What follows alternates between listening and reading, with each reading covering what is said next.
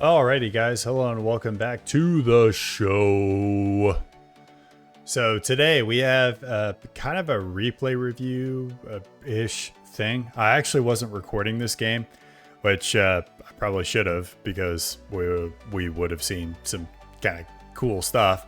But one of the reasons why I want to upload this video is a lot of people have said like, hey, I really love your ladder matches. I want to learn like more stuff, which first off, you should not be learning from me. You should be learning from somebody who is way better than me.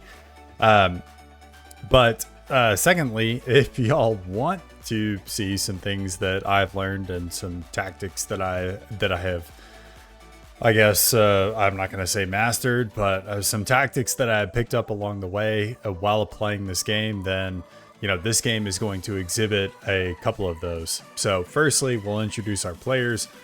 We have got Carlo Reinerto going Cybran on the far western corner. We have got a Bit of Hope, who is going Aeon in the center position. And then lastly, we've got Pizu going UEF on the northern team. Now, as for my team, we have Manfet, who's going UEF, opening first land. We've got myself, who is somewhere right here, Brother Ease. Yeah, that's me now. That's my new name. I'm probably going to change it here pretty soon. So, you know, don't bet on that name sticking around for very long. Going UEF, opening first land. And then my teammate to the north, we have Nick Fury, who is going Cybran, opening first land. So the two things that I wanted to talk about in this game are firstly, teammate communication, and secondly, the Shift G maneuver, both of which you will see on display in this game. As of right now, we've got pretty much all the commanders with the exception of Piuzu and Nick Fury walking towards kind of the center of the map, getting ready to tangle. There is a good amount of reclaim, so there's a lot of these like kind of wrecks that are dropped in the middle of the map. This was a Neuroxis map generator special, so you'll see that kind of thing mirrored on the other side. And I'm pretty sure, did every position have this kind of mass dump? No. Was it over here? Okay, yeah. So it was up on the northern side as well. You can see how many times I've actually reviewed this replay. By the way, replay ID right here in the upper right hand side of the screen if you guys want to download this replay and take a look at it for yourself.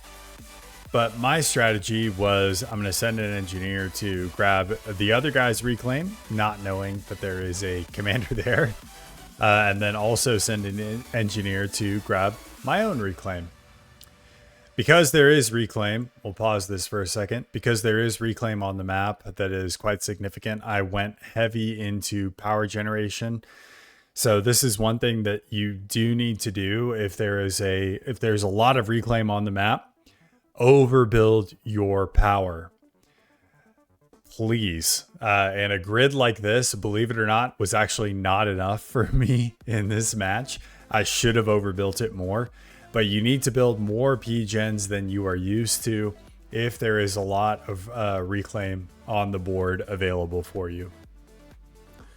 And I say board, I mean map. But otherwise, things are going relatively, you know, to be expected. We've got engineers out reclaiming. He's going to send out a little raiding party. That's perfectly fine. It's nothing really to worry about. I've got manufacturing going down here. And this is whenever I kind of panicked and was like, oh, I need to upgrade mexes. And no, I don't need to upgrade mexes. And we can look at my like mass and power ratio. See, even with this power grid, if you've got that kind of reclaim, you're going to burn through your power grid real quickly. So don't burn through your power grid. Let your power grid grow, and or actually just overbuild power. I don't know why I'm saying like let your power grid grow, like it's some sort of plant or something. But I do have my commander pushing forward. Main reason why I saw his commander up here, I felt like I needed to counter with this commander. And here is where things get interesting. I don't know if this is actually going to work. I'm going to take this down to real low speed. I take that back. I'm going to put it up to higher speed. Okay, so second ACU. This was something that popped up on my map. And so that was whenever I was like, fuck, I need to get my commander back. Because my buddy down here did a fantastic job of figuring out that, hey, there is no ACU that is protecting this forward manufacturing, because otherwise these two units would have been killed. And so him throwing this second ACU notification here quite literally saved my ass. And not only saved my ass, but also helped with something else really important. So communicate with your teammates, but do it in a nice way. Don't be like, you fucking idiot, you're 2v1 on ACUs. Like, do it in a nice way. Just be like, hey, there's another ACU coming for you, buddy. I'm sure you're a competent player, but just wanted to let you know you're about to be 2v1'd from an ACU perspective, which no player is going to complain about getting notified by this. So pulled my commander back. He's headed back. Carlo Renardo is headed in. He is trying to grab this reclaim. I'm thinking I've got a good amount of Tech 1 out and my commander coming in. So he's going to grab some of this reclaim. That's okay. So he's going to grab some of this reclaim, and then hello, we've got a lot of T1 and my commander here to give you some love. And let's go over to my perspective. So if you look at what this cursor is doing, so this cursor right here that I'm circling right now is blocking this commander from getting back into the water. And I'll probably do like a cut on how to actually do this. But this was like all I was doing. Like you can see my commander is barely moving. The whole idea here was to just lock this guy in place as much as possible, because he's way over here as far as like his main base goes, and he doesn't really have like a super healthy manufacturing system anyway. Like that was a freaking Hail Mary. I don't know whether he thought I was really stupid or what, but that's a Hail Mary if I've ever seen one, to walk your commander over here to grab or reclaim that close. So I'm not quite sure what was going through that guy's head, but you know, he took a shot, he missed it, and I capitalized on it. So that's the main thing that I wanted to talk about in this game is, firstly, teammate communication. Secondly, I guess, and I didn't have this actually scripted, but overbuild your power if there is reclaim on the map. And then lastly, Shift G. And we'll just do like a quick demo on what Shift G actually looks like here in a second after this beautiful transition. Okay, so now that we have seen the beautiful crossfade, we've got a bunch of strikers here. This is just on a flat map, which if you want to do your own testing, highly recommend this map.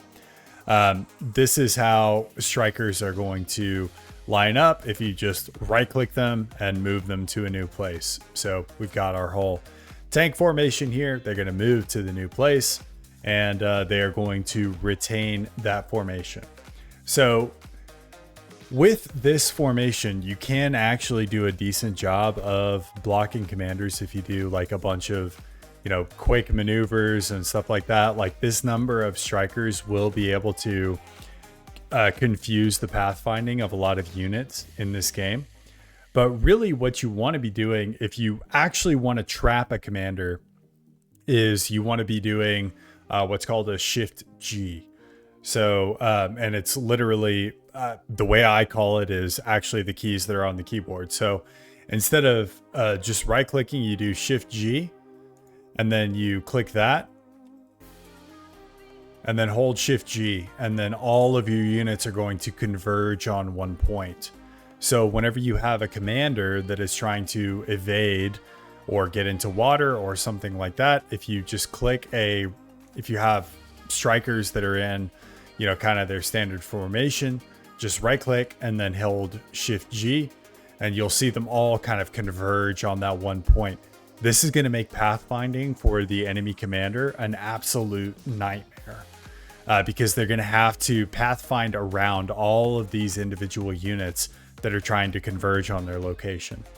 There are a couple of downsides to this, so if I do it again, like hold this and shift G, you are bringing all of your units really close together. So this does mean that, overcharge is going to be more of an issue, because by bringing your units closer together, it means that instead of maybe like 3 tanks being taken out by an overcharge, you're going to lose like 7 or 8.